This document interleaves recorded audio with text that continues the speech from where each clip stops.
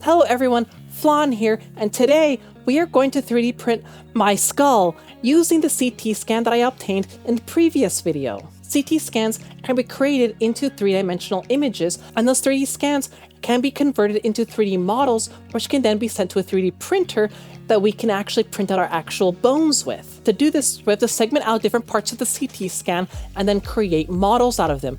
This process is called segmentation. There are a few popular programs to do segmenting with. 3D Slicer is the most popular that's used in the medical industry. However, this program does have its limitations. It is geared more towards the medical industry, and as a result, the 3D imaging isn't very high detailed in my experience utilizing the program. When I tried to threshold and segment out different parts of my skull, I find that it only allows me to do it in one plane, so the axial plane. And this results in lower resolution imaging than if we were to use all three planes to create a 3D image. But since I'm creating a 3D model and not a 3D image, this comes into an issue where I don't have the detail as I do in the original 3D imaging. So if I want to segment using all of the planes, I have to create reformatted axial images using my reformatted sagittal and coronal views that are created by the actual CT machine itself. It's a little bit complicated, but it does allow for much better resolution and better quality 3D images. So to accomplish this, I'm going to be using a different program called Invesalius. And Invesalius allows me to create thresholding utilizing all of the planes to create a higher resolution thresholded 3D model.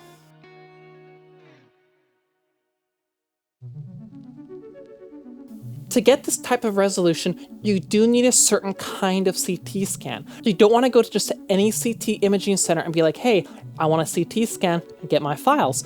Because to get the resolution needed for a good 3D print, you do need smaller segments. A lot of older CT imaging machines take segments in much larger parts, typically 5 millimeters, and that just gives really bad resolution. And if you go into a CT imaging center and say, hey, I want a CT scan of my head, they're going to be like, oh, that just means you want a CT scan of the top part of your cranium, meaning the brain region, and they're not going to get your whole face. To get a CT scan of your entire face, you want a maxillofacial scan.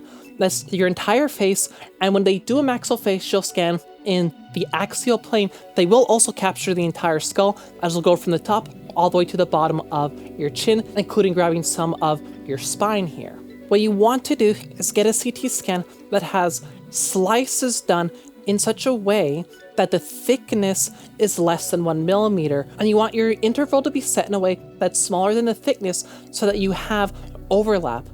Having overlap will give you a better resolution image and a better resolution 3D model to work with. So this is what I asked my CT imaging clinic to do so that I could get the best, highest resolution possible 3D image. They did 0.6 millimeters on the thickness, and they had overlapping intervals, and I had a very nice, very high resolution 3D scan of my entire skull that has allowed me to threshold it in a way to create a nice high resolution model that I can now 3D print. After thresholding my CT scan in Invesalius, I'm able to export this now as a 3D model and import it into a regular 3D modeling program so that I can section it out to be used for 3D printing. While this program is now dated, I do like Autodesk Mesh Mixer. And the reason is because this tool is just really easy to use and has a lot of professional features in it that other programs just don't have, despite this being a free program. But what I have done here now is gone through my entire model and segmented out the different parts I wish to scan. So I've removed the vertebra, I've gone ahead and segmented out my jaw, which was a little difficult to do as I had my teeth closed. I kind of wish I had kept my mouth a little bit open, because then it would be easier to separate the jaw from the upper part of my cranium, but I just have to do with what I have. So I went ahead and just tried to find as best as I could where that teeth line was, and then segmented out my jaw, and then I segmented out the upper part of my cranium so that I could then export them individually as parts that I could 3D print.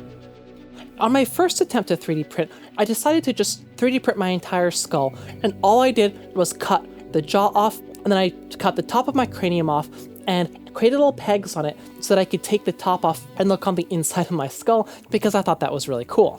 I then took them all, exported them, and since I'm using the Bamboo Labs X1 Carbon.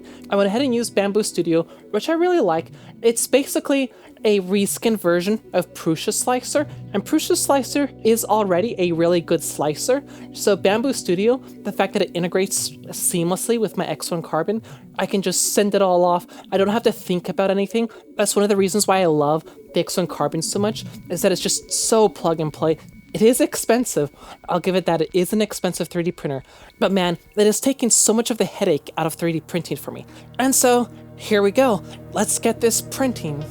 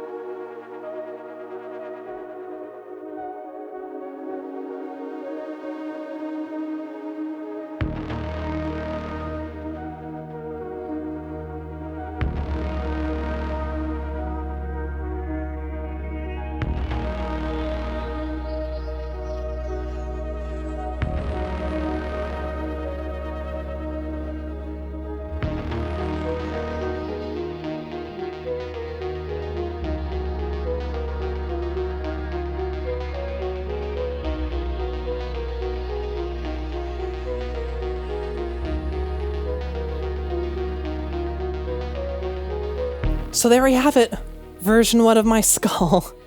And it's just, that's me. That's in my head. And it's just right here next to me. It's actually crazy. I don't know how to describe it. But as you all know, I am getting surgery, and in particular, I'm gonna have surgery on my upper sinus there. And I want to be able to look inside that sinus. So I'm gonna make a new model that allows me to look inside my sinus just to see kind of what it looks like in there, and what they're going to have to do, and actually see for myself what the operation will kind of look like.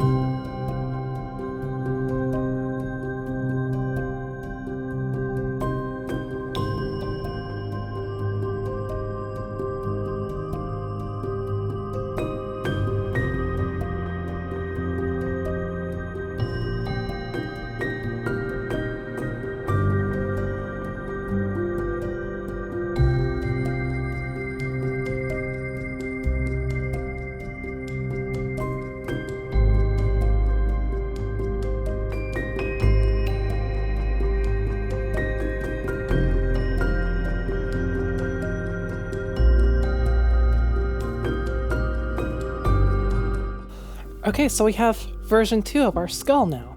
And version 2, I've gone ahead and made some changes. Primarily, we see here the frontal section can be removed. And the idea behind printing different frontal sections is that I can reprint this frontal section as many times as I need so that I can play around with the frontal sinus and my orbital rims. So I've made this one so I can kind of slide, oops, the front of my skull off and actually have access here to my frontal sinus. And I can see down my frontal sinus pretty good. So this gives me an idea as to where I need to cut. My only problem with this model is that it's a little bit flimsy, and I kind of want to make it a little bit more rigid so that it stays together and doesn't flop around. So I'm going to make version 3 of my skull.